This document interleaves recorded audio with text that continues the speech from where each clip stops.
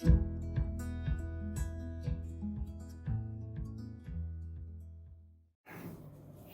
officers of the Boys Brigade. I am so thankful to be given this opportunity to share with you some of my thoughts on embracing people with disabilities. I grew up not knowing many people who have a disability.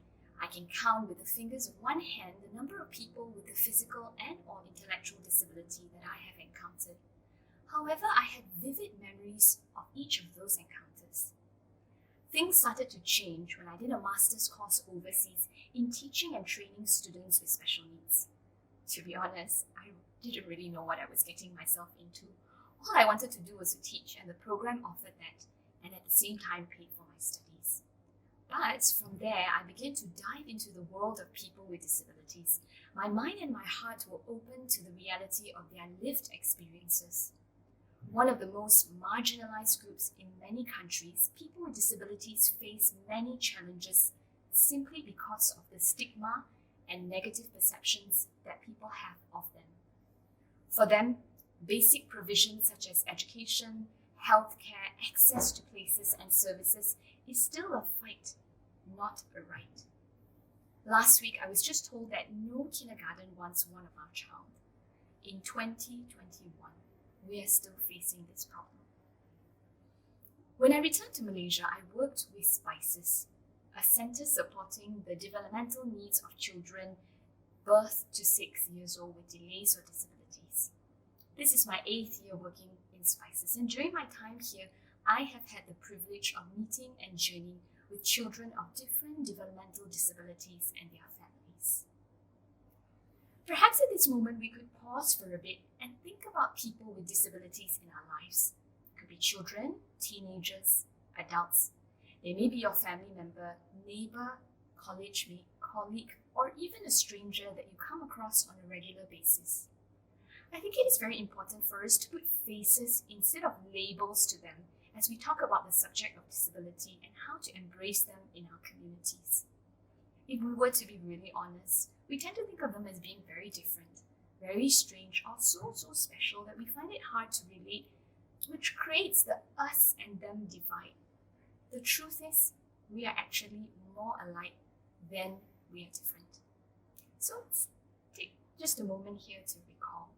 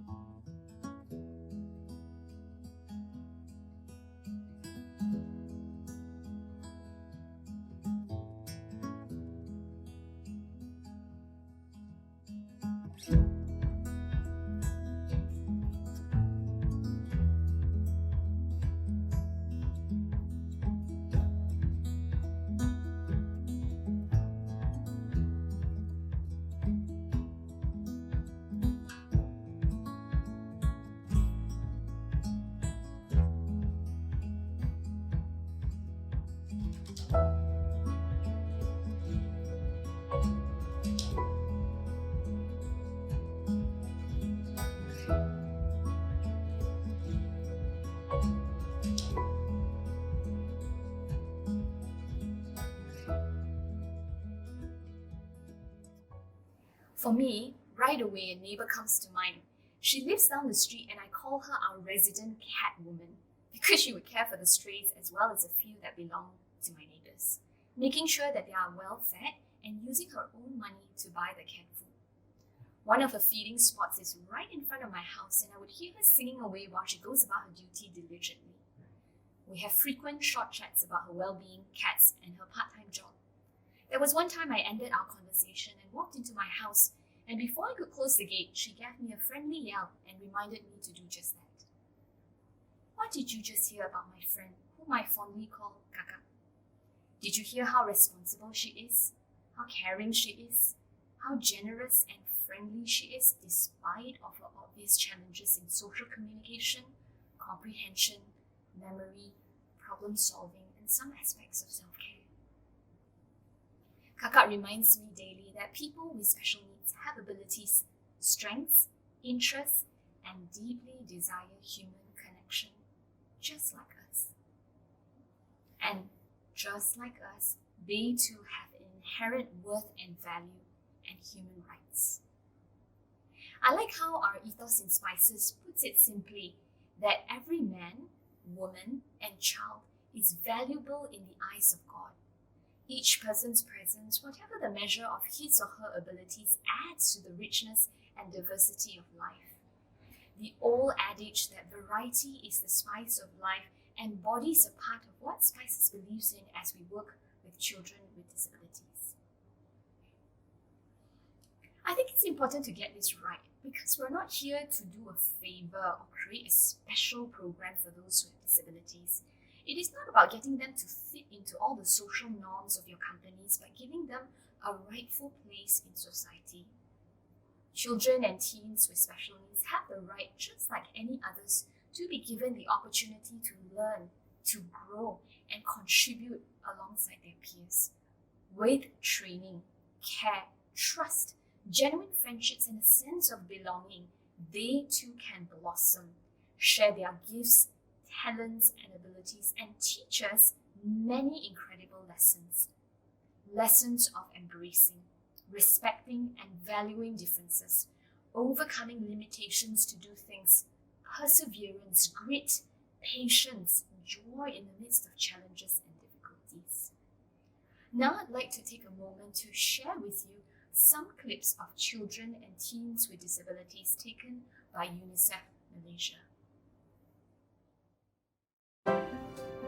Macam suka masak. Macam nak kuih, macam nak kek.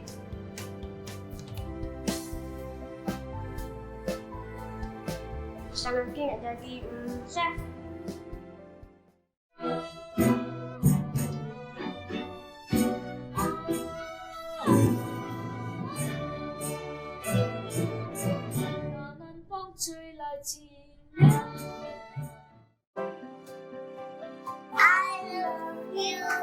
You love me, we are happy family. I think goodbye, everyone. Thank you so much.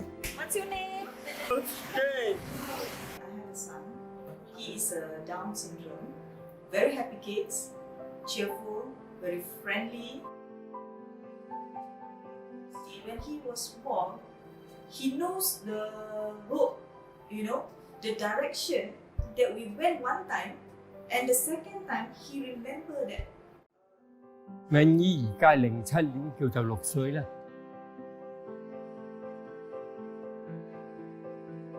佢好活潑啊，一日跳到黑。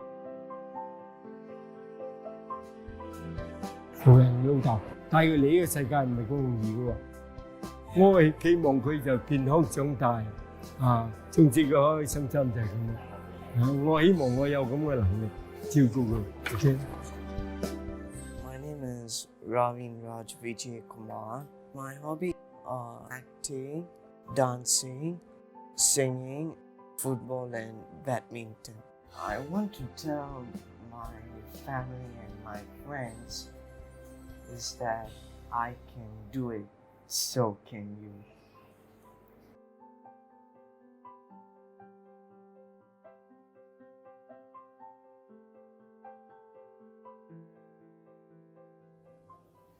What do you see when you watch these clips? Do you see abilities, potential, possibilities? Can you see the value that they would add to your company? Can you see the joy that they would have when they see and know that they are truly accepted for who they are? These clips were made as part of UNICEF's Disable to Enable campaign. I agree with UNICEF's quote that children are not disabled because they cannot walk, see, or hear. They are disabled by a society that excludes them. So again, what is our perception? What is our mindset and beliefs about children and teens with disability? What are some of your attitudes and perceptions that may be hindering you from building a company that includes everyone? Let us just pause for a moment here and remember that inclusion begins in our minds and hearts.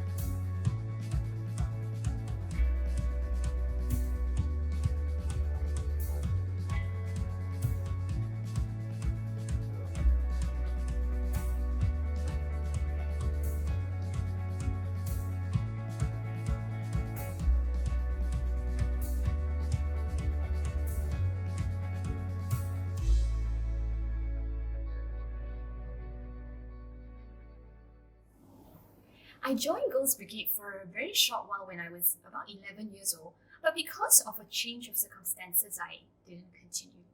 However, I remember being drawn to the character of the seniors in the company, their discipline, sense of responsibility, and the fond friendships among them. I believe in this ministry and have benefited from it even for a short time. I love your mission of molding and raising generations of young people with good moral character, civic responsibilities, and leadership qualities. I think you would agree with me that an important component of the character building process is nurturing a caring culture among members. A culture where the more able care for the less, that there is a natural coexistence of friendship, one anothering, and rendering assistance without being coerced. And you can imagine such social inclusion nurtured within the company will have positive long-term effects in adulthood and contribute to the overall building of a truly accepting, kind, and caring society. We really need this more than ever in a divided and hostile world. At least 6% and as many as 15% of school-going children are estimated to have some form of disability. However, it is important to note that approximately 85% of students with disabilities are in the mild category. 10% are considered moderate, 3 to 4% are estimated to be severe, and only 1 to 2% are classified as profound. When we say mild to moderate, we are referring to learning disabilities such as autism, attention deficit hyperactivity disorder, dyslexia, cerebral palsy, Down syndrome, speech delay, visual or hearing impairment, to name a few. In other words, a large population of students with disabilities are quite capable, like what you have seen in the clips, and can be taught and trained to acquire the essential skills for learning, communicating, and socializing. Think about it. A lot of that is learned within the context of the community, isn't it? Oftentimes we think that they can't, but I would say that it is because they are not given the opportunity. So you would be thinking, how to include? Now, there is no one-size-fits-all manual because just like no two persons are exactly the same, each student with special needs varies in their level of ability. With physical or intellectual disabilities, or combination of both, even students with the same diagnosis can vary greatly. However, there are some general principles and tried and tested methods that can be implemented to help create a more inclusive company. Firstly, in order to challenge our own attitudinal and perceptual barriers, we need to ensure that there is a good amount of training and discussion around the topic of disability. Leaders must grow to be dedicated advocates because you set the example for others to follow. So collaborate with those in the field to organize disability awareness and equality talks and trainings. You can even consider inviting someone with a disability to share their experiences. Begin the conversation by creating a safe space for students to share and ask questions about disability. Take those opportunities to challenge the prevailing negative perceptions. But actually, you may be surprised. The younger the child is, I realize, the less critical and more accepting they are. Secondly, understand the student with a disability. Work with the caregiver who knows the student the best. Tell the caregivers that they play an equally important role in this process of inclusion and they need to cooperate with you. Get as much information as you can by using simple get-to-know-you questionnaires. Actually, this would be helpful not just for the student with disability, but other students as well. From there, you could get useful information such as their learning and communication style, preferred language, their likes and dislikes, strengths, and areas that are challenging for them. In so doing, you can identify strengths that are related to your activities and hone in on them to get them engaged and participating. Thirdly, be flexible. Provide what we call accommodations and modifications for the students to ensure that activities are appropriate to the level of the students. If it's too difficult for them, then modify the lesson to accommodate the skill level of the student. For example, instead of just using verbal explanation, perhaps you can consider visuals as well. If the student has difficulties writing due to a motor issue, can he or she have someone write for them as they dictate the answer? Or if marching in a group seems to be challenging for a student to follow, can the student be paired up with someone more experienced to receive one-on-one tutoring? So it really depends on the student's skills and level of ability, but it would be really helpful to be flexible and to think of creative ways to accommodate. Fourthly, encourage peer buddies in pairs or groups. I remember at 7 years old, I was invited to join the field trip of my former kindergarten because they wanted someone older to help guide their children. How proud I was to assume that role and hold the hands of the kindergarteners as we visited a park in the city. Your students likewise would feel the same way when they are assigned to help someone younger or less able. Research again and again has shown that peer modeling is very effective in helping both, not just the ones who are struggling, but also the tutor, because it reinforces better understanding and knowledge retention. It is also friendlier and less intimidating to have someone that is of your size and tone of voice to help instead of an adult. Therefore, it is a win-win situation for all students. And lastly, I understand the potential challenges of including students with disabilities. Part of our work in Spices is to support the inclusion of children with special needs in kindergartens. We have seen how challenging it can be, but the reward outweighs them all. There will be many ups and downs, trial and errors, and not all strategies may work perfectly every time. But it is through this that we allow our patience, perseverance, and determination to grow, to never stop learning, to constantly find creative solutions to our unique problems. Isn't that what life is about? As our students see us do that, aren't we modeling to them what it means to stick to a problem, try and try until we find something that works?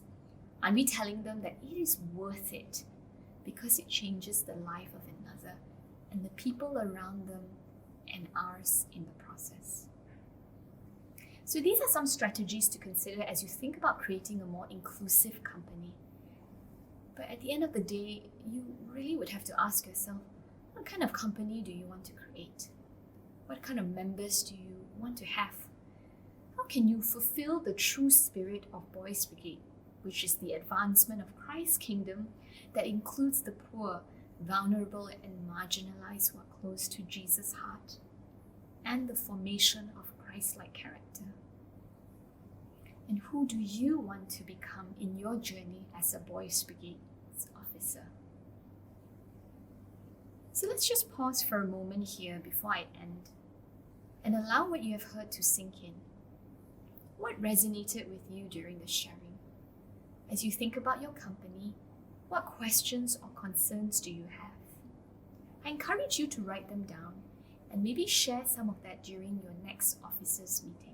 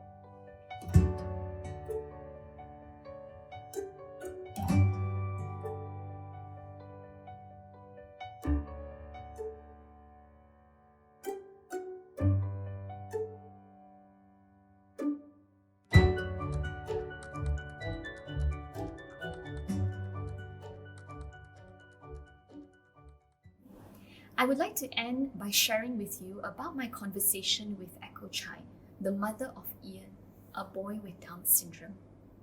Echo's husband is one of the officers of the 7th Kuching Boys Brigade. Due to the acceptance, kindness, and care of all of the officers, Ian was part of the company for many of his growing up years. Echo testified how Ian really benefited from his time with the company, having friendships and opportunities to learn and grow with the company.